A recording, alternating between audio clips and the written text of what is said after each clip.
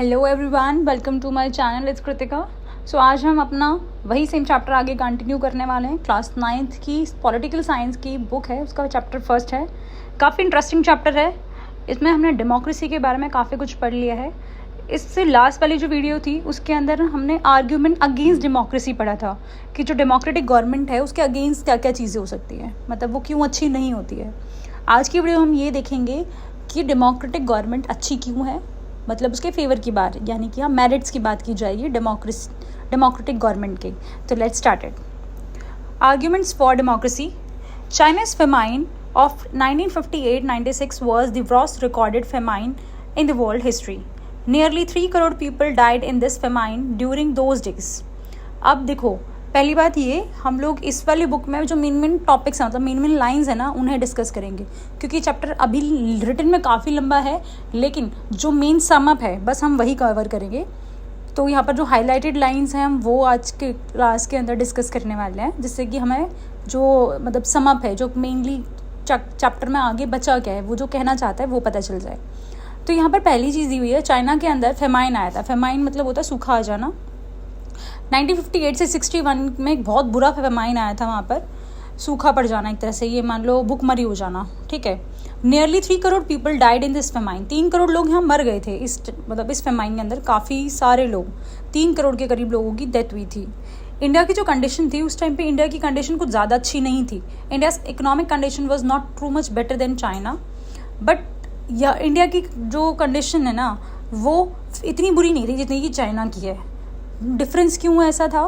क्योंकि इंडिया के अंदर डेमोक्रेटिक गवर्नमेंट थी जो कि लोगों के भले के लिए काम करती है। उनको वहाँ पर लोगों को खाना प्रोवाइड करना उनकी जिम्मेदारी है, उनकी रिस्पॉन्सिबिलिटी है। वहीं चाइना के अंदर डेमोक्रेटिक गवर्नमेंट नहीं है, वह कम्युनिस्ट गवर्नमेंट है। एक ही पार्टी है जो हर बार जीत जाती है। अब वो आंसरेबल नहीं है लोगों को जिन्होंने चूज़ किया है, ठीक है। आगे देखते हैं एक बार। That this was the result of different government. अब ये जो रिजल्ट था वो क्यों था? इंडिया के लोगों की ज़्यादा डेथ नहीं हुई, बट चाइना में 3 करोड़ लोग मर गए, ऐसा क्यों? पॉलिसीज़ पर था, क्योंकि दोनों ही कंट्री में जो गवर्नमेंट है वो अलग अलग थी।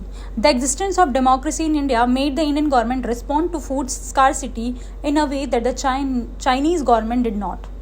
इससे पता चलता है कि डेमोक्रेटिक गवर्नमेंट जो इंडिया में थी उसका काम है लोगों के लिए फूड का अरेंजमेंट करना, क्योंकि फूड हमारी बेसिक नीड है।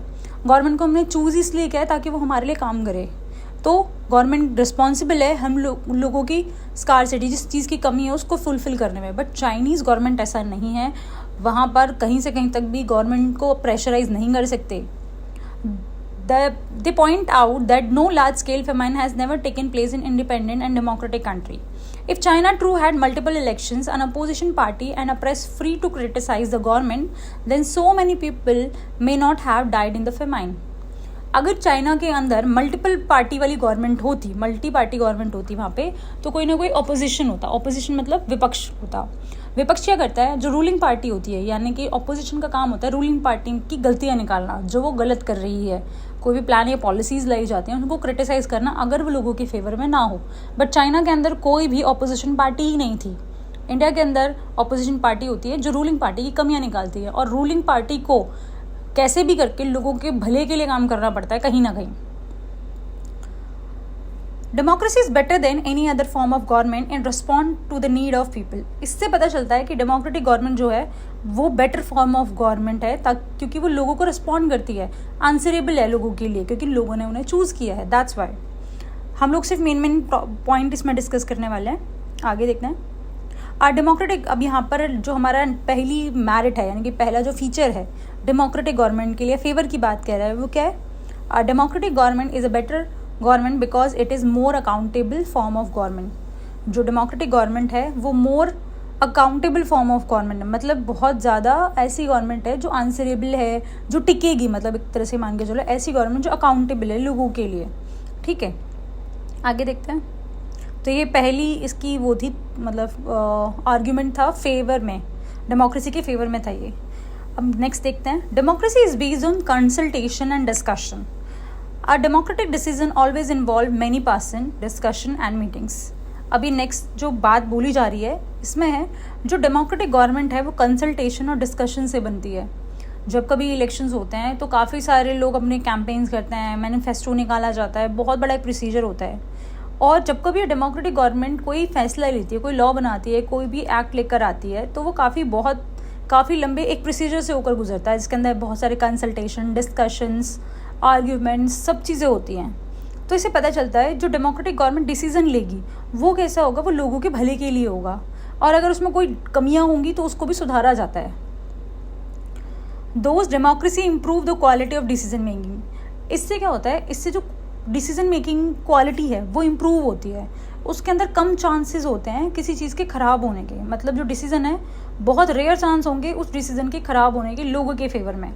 अगर लोगों के लिए कोई डिसीज़न ले रही है गवर्नमेंट, तो लंबे से डिस्कशन और कंसल्टेशन के बाद वो चीज़ बन रही है, तो उसके अंदर बहुत रेयर चांसेस होंगे कि कमी होने के या वो चीज़ ख़राब होने के लोगों के लिए। Democracy provides a method to deal with differences and conflicts. अब देखो पिछले वाला हमने कंप्लीट कर लिया, अब ये थर्ड पॉइंट है फेवर में डेमोक्रेसी के। डेमोक्रेसी जो होती है वो डील करती है, एक मेथड है जो डील करने में हेल्प करता है डिफरेंट कॉन्फ्लिक्ट्स को लेकर। कॉन्फ्लिक्ट्स मतलब मतभेद। हमारी कंट्री एक डाइवर्स कंट्री है, डाइवर्सिटी से भरी पड़ी है, हर तरीके की डाइवर्सिटी देखने को मिलती है इंडिया के अंदर। लैंग्वेज हो, रेस की डाइवर्सिटी हो, कल्चरल ट्रेडिशन, कास्ट, अलग अलग तरीके की ये जो डाइवर्सिटी है, इसकी वजह से कहीं ना कहीं ये एक स्ट्रेंथ भी है और एक वीकनेस भी है। वीकनेस कब है, जब लोगों के बीच में कॉन्फ्लिक्ट अराइज हो जाते हैं। अब जब कॉन्फ्लिक्ट अराइज हुए हैं तो डेमोक्रेटिक गवर्नमेंट का काम होता है लोगों के बीच में जो कॉन्फ्लिक्ट्स हैं उनको रिजॉल्व करने का। In any society people are born to have differences of opinion and trust. These differences are particularly shape in a countries like ours which has an amazing social diversity. People belong